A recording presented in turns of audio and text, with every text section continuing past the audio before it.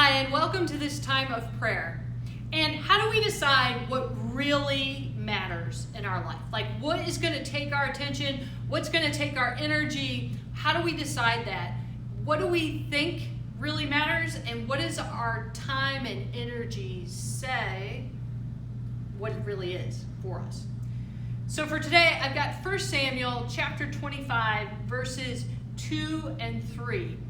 And this is the beginning of a sermon series on trial, error, and living better, looking at David, who, King David, he gets himself in a bit of a mess, and sometimes he doesn't always know what's important.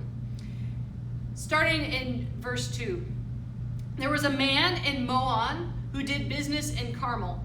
He was a very important man and owned 3,000 sheep and 1,000 goats. At that time, he was shearing his sheep in Carmel.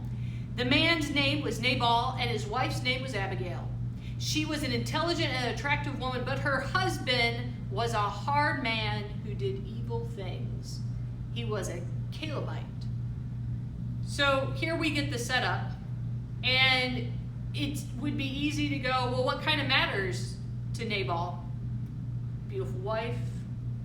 What matters to Nabal? His business, his sheep, things, the way things look. And how it ends with who did evil things.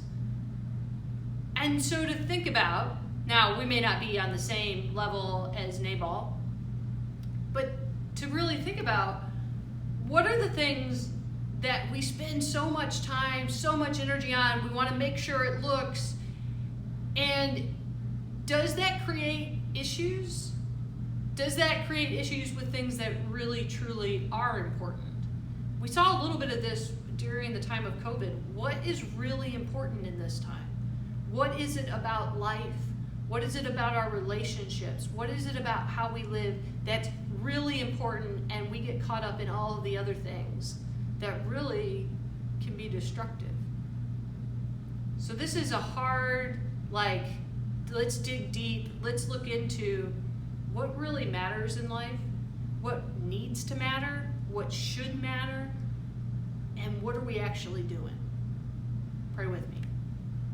Oh God, as we are moving through our days, as there are so many things that can take our time and energy, that can take our focus, help us, oh God, to understand what's really important that's connected to you.